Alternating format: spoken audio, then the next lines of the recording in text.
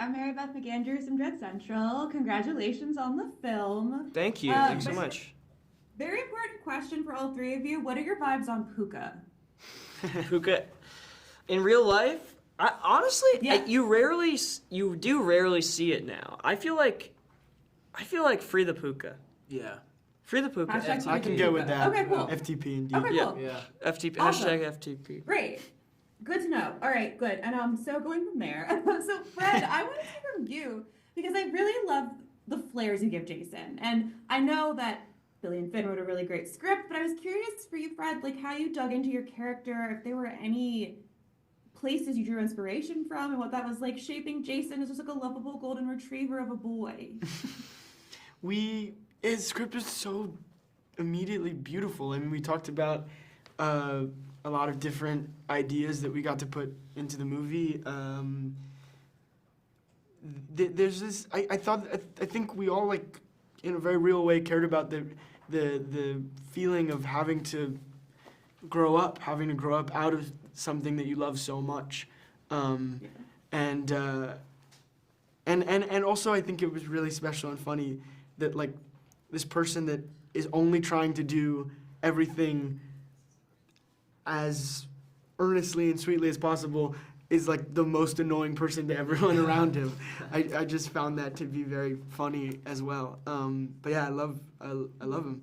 I don't know. There's like I remember the first week when we're finding the exact clothing and stuff. Like, even though that's like a practical thing, those decisions Matter. Yeah, they matter, and it's like an exciting way of seeing him form. And Yeah, we got these shoes. They were like Vans Vault, like shoes that were very, very hard to track down, but the specific like purpley, like maroon color really spoke to what we were talking about with the character, and it felt like something he would really love. And they were very hard to get, and you need a bunch of doubles of shoes because there's like fire stuff, there's stunts, there's all this other. So we were like, let's get these. We got a few. We ended up having to ship doubles pairs in later. from, like Japan and stuff. Yeah, like, but the first couple weeks we're like, that's just like a leap of faith. We're like, these shoes are too perfect. Let's risk it. Yeah. And if something went wrong with them, I don't know what we would have done, but it's like what we had to do. And then later on, we got those other ones from Japan. That's so cool. I love filmmaking is wild. You're like, no, I have to have these, and I will figure it out. But Yeah. work. Like, it's so fun. But then Finn and Billy, I loved Chris and Bobby's relationship. I know they're just side characters, but you have such a little rapport, and it goes with all the other characters in this film. But what was it like for the two of you to write that relationship together and find those characters for yourselves? I mean, that was kind of the easiest part. Yeah. To be completely honest. Hell yeah. Okay, cool. Yeah. I mean, they're not us, but they're not like they're like Yeah. alternate They're universe. Yeah. There's a version. There's like each of us have aspects of Those characters. like for sure, and Yeah. like I think that kind of that dynamic or like the Bobby character is kind of a character that I do as a bit to like annoy my friends or family or like as a bit of a joke, and so that was a very easy one to write, and then with the Chris and Shannon stuff too, like that just came very easily to us for whatever Yeah, reason. I think just like That's awesome.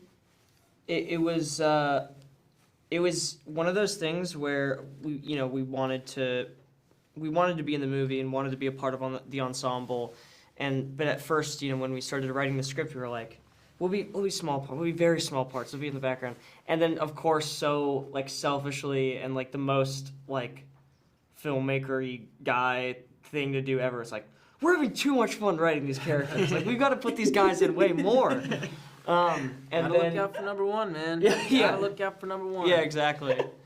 Yeah. So yeah. Yes. Oh yeah. And I have one final question before I wrap for Fred. Who would be a better camp counselor, Emperor Karkala or the Killer in Hell of a Summer? Or the killer? Yeah, in this film. Who? Oh. I feel like I can't. The question's It's a awesome. great question because either way, They're both it's psycho, not good for a yeah. camp find way. No. I guess I No. can appoint the killer of the camp to be the camp counselor. Like Yeah. just like I won't. I just can't allow The that. So gladiator I guess the emperor has to be the counselor. Hell Yeah. Okay, cool. Love that. I'd go. You know what I mean? Well, thank you all so yeah. much. You'd sign up for that Congratulations camp? I would. Okay, I mean, great. like, it'd be awful, but, like, I'd have to know, Like, it's kind of like a you gotta know situation. Yeah, you're just curious, generally curious. Yeah, exactly. Well, congratulations, all three of you, on the movie. It's such a blast. And Thank it you was so great to much. chat with you today Thank so you. much. Thank Yeah. you. Have a great day. Bye, y'all.